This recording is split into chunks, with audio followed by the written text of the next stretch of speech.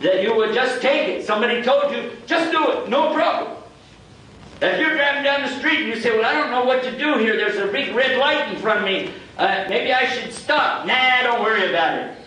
Just drive through it. Well, but I heard that if you drive through a red light, you'll be in big trouble. Nah, don't worry about it. Well, could you give me some reassurance? Sure, I told you don't worry about it. What more do you want than that? Duh. What will happen? At least you'll get a ticket. Maybe you'll have an accident. You have to use your brain and think. What's testable evidence? And I'm going to try to share that with you right now. A lot of the people who don't believe, especially those who try to teach the theory of this evolution, will always come up to this point and say that if I don't see it, if I don't hear it, if I don't smell it, if I don't taste it, if I don't feel it, if I can't imagine it, it doesn't exist. It doesn't follow the laws of testable evidence of science. But yet I ask you a question. Aren't there things that pass by us every day that we can't see? Aren't there things that you cannot see? Or can you see everything? Of course not. You can't see because you don't have telescope vision. You don't have microscope vision. You're just looking at what you're used to looking at. But between you and I right now, there's a lot of air that's full of a lot of things that you can't see it and I can't see it. But it's there.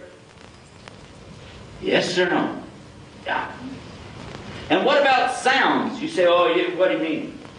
How about animals? Don't dogs have a hearing range better than humans? Dogs hear things we don't hear. Isn't that true? Of course, sometimes we hear dogs all night long too, but that's a different story. I'm just saying, think. Use your brain. There are things out there that our senses don't perceive, but it doesn't mean they don't exist. Isn't that true? And it's kind of foolish when you consider that somebody would sit on a railroad track and say there's no train. And you say, man, there's a train coming. Do you see the track? He said, I never saw a track before. I'm going to stay right here. It's a nice place for me to camp. You say, this is a railroad track. You see those two rails? He said, those are handrails for midgets. You say, no, they're not. Those are the rails for the track. The wheels of the train are going to go. He said, what wheels? What are you talking about? This is a railroad track. Do you see the cross ties? Do you see these boards? A train is coming. He said, I don't see it. Therefore, there's no train. You say, listen, there's a curve right up there on the other side of that hill. In a few minutes, at 12 o'clock, the train always comes from there. You're going to hear it. You're going to hear it. And you're going to feel it. You're going to feel it. You're going to see it. You're going to see it. You understand me? He said, I don't believe you. Listen to me. Listen. You're going to feel it because the ground is going to rumble. Then you're going to hear it because it's going to go woo-woo like that. And then you're going to see a big yellow light right on the front of it. And then if you don't get off this track, you're going to really feel it. And sure enough, the ground begins to rumble like that. You tell him you feel that? He said it's an earthquake. You say, man. Then, woo-woo. Say, you hear it? He said, that's an owl. Look, turn around and look. Do you see it? He said, I'm not going to fool you anymore. I'm just going to stand right here. Just turn around and look. It's right there. He said, I don't believe you. And besides, he said, I have my own religion.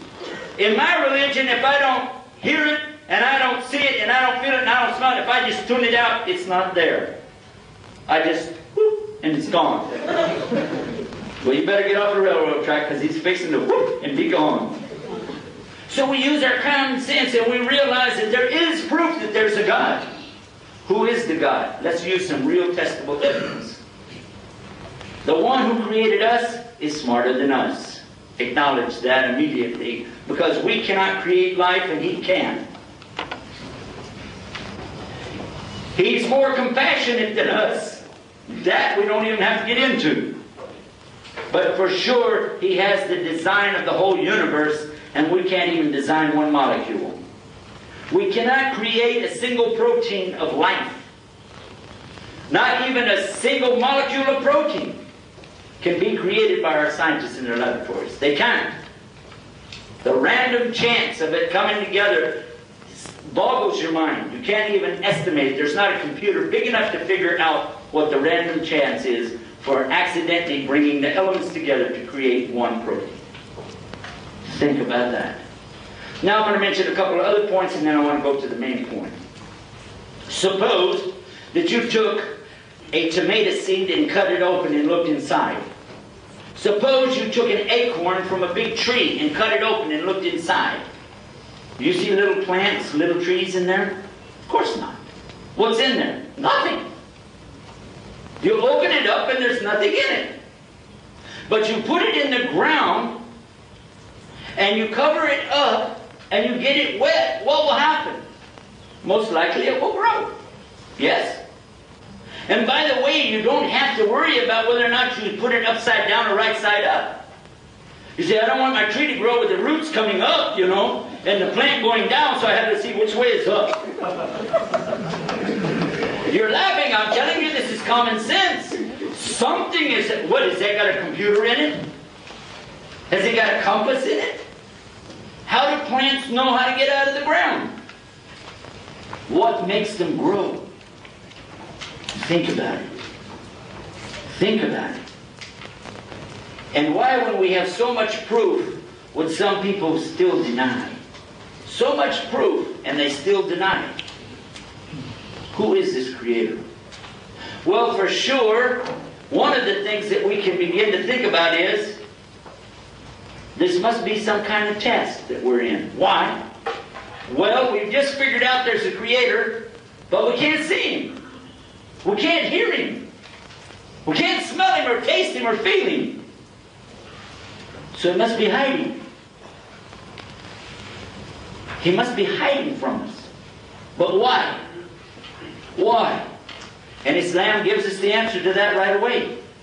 Because this creation is a place for us to go through a test to see if we'll obey Him or obey our own desires. But for those who really believe in Him, who want to be close to Him, who would like to be in the next life with Him, then they will submit to Him on His terms.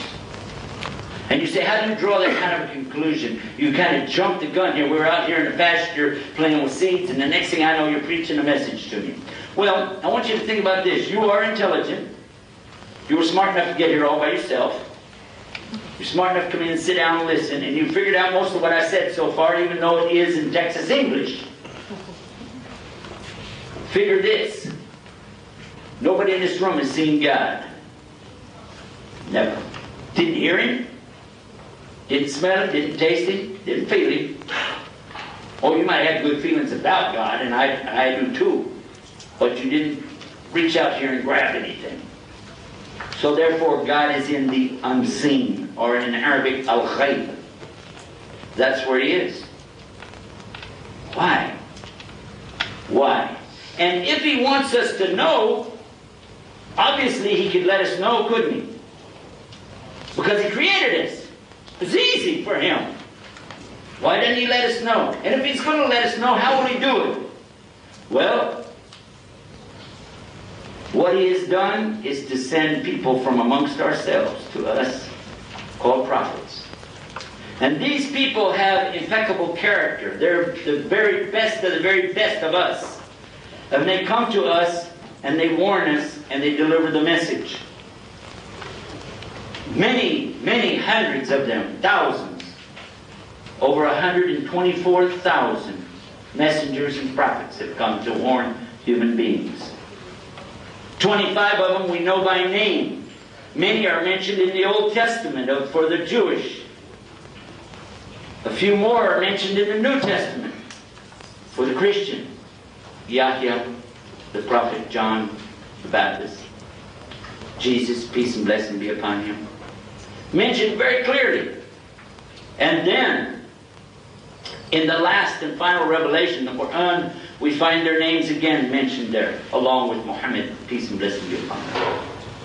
And all of them carried the same message. It wasn't different. From the time of Adam until the time of right now, there's a God. He wants something from you. What does He want?